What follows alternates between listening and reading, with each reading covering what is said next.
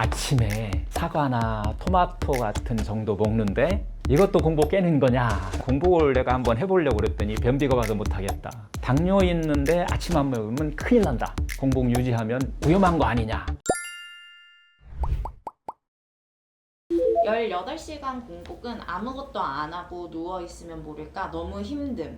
나이 먹어서 살 빠지면 근육이 빠져버려서 겁나던데 20, 30대만 하는 게 좋을 듯. 나이 들면 공복이 더 힘들어지고 근육이 빠질까봐 걱정되는데 젊은 사람만 가능한 방법인지에 대한 댓글인 것 같습니다. 결론부터 말하면 공복은 나이와 상관없이 누구나 가능하지만요. 방식이 조금 다를 뿐이에요. 사실 나이 들수록 공복이 더 중요합니다. 왜냐하면 나이 들수록요. 간의 해독 능력과 근육 유지력이 상당히 많이 떨어지기 때문이에요. 이것은 모세혈관 혈액순환 장애하고도 또 연결되는데요. 공복은 내 안에 100명의 현명한 의사가 이 독소를 제거하고 피를 맑게 하고 혈액순환을 돕는 우리 몸의 자연스러운 시간을 갖다가 만들어주는 거예요. 해결하는 방법은 나이가 드신 분들은 공복을 유지할 때 무조건 굶기보다는 따뜻한 물과 레몬즙, 아보카도 스무디, 제가 특별히 또 권해드리는 것은 현미 크림 수프거든요. 뭐 이런 것들을 조금 드셔도 좋고요. 또 사과당근 주스 같은 것을 적절히 사용하면 아주 효과적으로 사용할 수 있어요. 그리고 이 공복이 끝나는 이 점심 식사할 때 이게 어떻게 보면 제일 중요해요. 공복이 끝나는 첫 번째 식사죠. 이때 두부나 낫또, 청국장 같은 이런 식물성 단백질을 충분히 드셔줘야 돼요. 또 하나는 정말 운동이 중요합니다. 그냥 누워있으면요 진짜 근육 다 빠져나가요.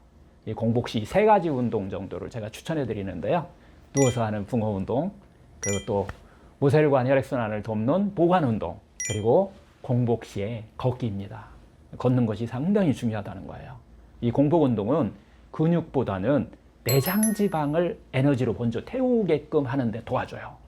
오히려 나이 드신 분일수록 해독 능력, 또 혈당 조절력, 또 염증 반응을 줄이기 위해서는 이 공복의 리듬을 활용하는 것이 상당히 도움이 됩니다. 그래서 결국은 공복은 젊은 사람만이 특권이 아니라는 거예요. 나이 들수록 더 섬세하게 적용하면 큰 힘이 됩니다. 점심만 먹으면 되겠네요. 아침을 토마토나 사과 이렇게 먹는 건 공복이 아닌 거죠? 아침에 사과나 토마토 같은 정도 먹는데 이것도 공복 깨는 거냐라고 지금 질문하신 것 같아요. 이 질문은 정말 많은 분들이 공복 건강법을 실천하면서 헷갈려하는 아마 핵심적인 질문인 것 같습니다. 결론부터 말씀드리면 맞습니다. 사과나 토마토처럼 이런 음식이 들어가면 공복은 깨진 거예요. 왜냐하면 소화가 시작되고 인슐린이 분비되기 때문이에요. 그때부터 분비되기 시작한다는 거예요. 그러나 공복 유지의 핵심은 칼로리와 소화 부담이라는 거죠.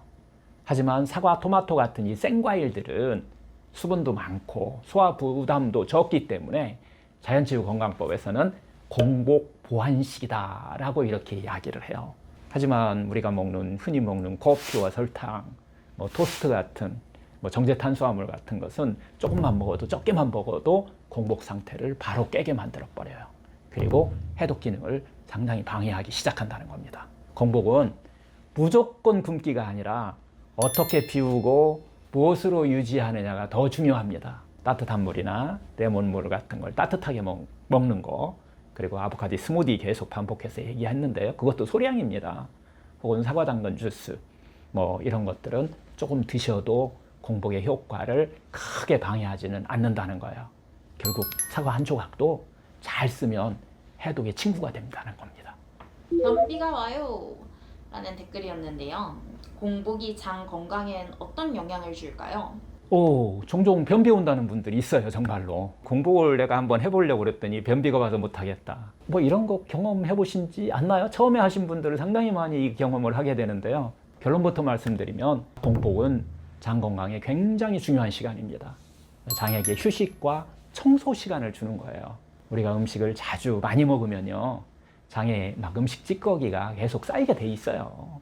연동 운동이 제대로 또 일어나지 않게 되면 이게 바로 변비와 묽은 변을 왔다 갔다 하는 과민성 대장 증후군도 마찬가지인데 이런 원인이 되는 거예요.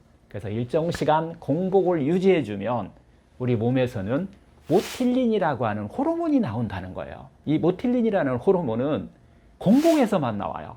그게 바로 장의 연동 운동을 만드는 장청소 호르몬이 공복일 때 집중적으로 나온다는 거죠. 그런데 이 모틸린은 공복 상태에서만 나오게 되는데, 특히 아침에 물을 좀 많이 먹었을 때, 공복 상태 먹었을 때 이 호르몬이 장을 청소하는 그런 역할을 한다는 거예요. 하지만은 공복을 유지한다고 갑자기 막 식이섬유를 확 줄여버리거나 수분 섭취를 줄이게 되면 오히려 그때에 변비가 오고 대장이 과민해질 수 있어요. 그래서 이렇게 한번 해보시면 좋아요. 아침에 일어나자마자 미지근한 물, 이거 한 컵이 아니고 2컵 드시는 게 좋아요.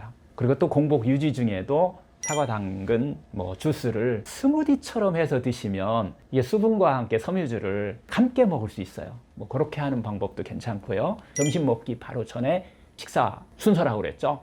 샐러드, 생채소 먼저 넣는다. 샐러드 버터 먼저 먹는 이런 식사 순서 습관 들이는 거 정말 중요합니다.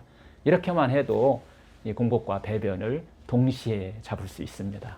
공복은요, 장을 망치는 게 아니라 장을 청소하고 독소를 빼는 귀중한 시간입니다. 변비는 일시적으로 나타날 수 있지만은 우리가 이런 습관을 바꾸게 되면은 저절로 없어지게 돼 있어요.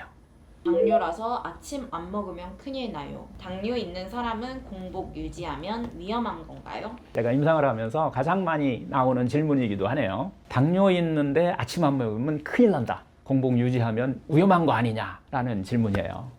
먼저요, 공복 유지가 모든 당뇨인한테 다 위험한 것은 아니다라고 하는 것이 이게 첫 번째 답인데요. 문제는 뭐냐면요, 혈당 스파이크예요. 급변하는 거죠, 혈당이. 급변하는 이런 것이 생성되는 방식으로 공복을 유지한다든가 굶던지, 아니면 또 갑자기 막 정제 탄수화물을 많이 먹을 때 훨씬 더 혈당 조절이 어려워져요. 그리고 그때 막 몸이 집중적인 스트레스를 받게 되는데요. 그래서 이 중요한 건 공복 시간보다 그 이후의 식사 방식이 훨씬 더 중요해요. 예를 들면 아침 굶고 점심에 정제탄수화물을 폭식한다든가, 아침 굶고 막 점심에 기름진 음식을 먼저 막 많이 먹는다든가, 또 급하게 막 먹는 이런 식습관들은 혈당 스파이크, 즉 혈당이 급격한 변화를 만들어진다는 거예요. 이때가 위험할 때거든요. 그래서 반면에 아침 공복 유지하면서 미지근한 생수와 함께 레몬즙 같은 것을 함께 먹으면서 점심에는 반드시 음식 먹는 순서를 지키는 것이 더 중요하다는 거예요. 생채소나 생과일, 이걸 먼저 먹는다. 샐러드 먼저 충분히 먹고 그 다음에 식물성 단백질, 콩으로 만든 두부나 낫또 같은 거, 그 다음에 탄수화물을 먹는 순서를 잡으시면은 오히려 혈당 조절이 아주 잘 됩니다. 결국은 공복은 위험한 게 아니라 잘못된 공복이, 그 폭식이 위험한 거예요. 당뇨가 있는 분일수록 더 천천히 자연식 위주로 더 꾸준하게 공복 리듬을 맞춰주는 게 정말 필요합니다. 아무래도 당뇨약을 먹고 있는데 아침 식사를 안 하게 되면 오히려 혈당이 심하게 낮아져서 걱정이 되는 분들도 좀 있을 것 같은데 어떻게 하는 게 좋을까요? 공복을 유지하는 것 중에 길게 하는 걸 우리가 단식이라고 그러고, 하루 24시간 생체 리듬에 맞춰서 하는 것을 18시간 단식을 하는 것을 우리가 간헐적 단식이라는 얘기를 써요. 그래서 단식을 할 때는 또 다른 방법을 우리가 써야 돼요. 그때 당뇨약을 먹게 되면은 좀 심각한 문제가 올 수 있어요. 하지만 간헐적 단식인 경우는 큰 문제는 없지만, 또 그게 또 부담스러운 분들은 공복 시간에 좀 전에도 얘기했던 현미 크림 수프라든가 아니면 사과 당근 주스 같은 것을 일정 부분 먹고 약을 복용하시게 되면요, 급격히 떨어지는 것을 막을 수가 있어요. 그거보다 더 중요한 것은 점심때에 내가 식사를 뭐 하느냐가 당뇨 스파이크라고 하는 이 급변하는 거예요. 이런 것들을 좀 막을 수 있기 때문에 18시간 할 때까지는 크게 위험성은 많지 않다, 이렇게 좀 말씀드리고 싶어요. 한 끼 굶어보려고 하나 배가 고파서 견딜 수 없으니 이럴 땐 어떻게 해야 할까요? 배고픔이 너무 심해서 못 참겠는데 이럴 땐 원장님 어떻게 해야 할까요? 맞아요. 한 끼 굶어보려 했는데 공복이 좋다고 그래서 16시간에서 18시간 공복 유지하는 거거든요. 이걸 이제 간헐단식이라고 하는데, 이런 거 하면 좋다고 막 주위에서 얘기하는데 한 끼 굶어봤더니 너무 배고픈 거예요. 못 참겠는 거예요. 공복이 힘든 것은 내 몸이 아직 탄수화물만 에너지화 시키는 거에 익숙해져 있기 때문에 그래요. 갑자기 공복을 시도하면은 몸은 에너지 부족이라고 이렇게 신호를 막 보내게 돼 있어요. 그래서 훈련 없이 굶으면 오히려 그게 스트레스가 될 수 있습니다. 여기서 이제 실전 팁이 있는데요. 공복 시 배고픔이 너무 심할 때는 이렇게 한번 해보시면 좋아요. 아침에 공복 때 사과 한 조각 드셔도 됩니다. 당근 주스 한 잔 드셔도 상관없어요.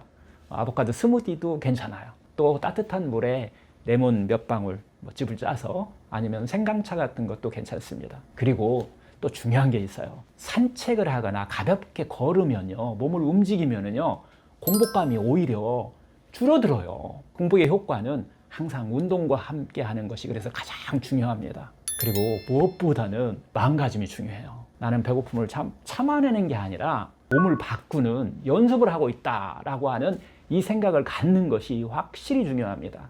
배고픈 건 어떻게 보면 실패한다는 것이 아니라 내 몸이 적응 중이라고 하는 신호라고 이렇게 알아차리는 것이 중요해요. 조금씩 익숙해지면은 배고픔보다는 가벼움이 먼저 느껴지기 시작합니다.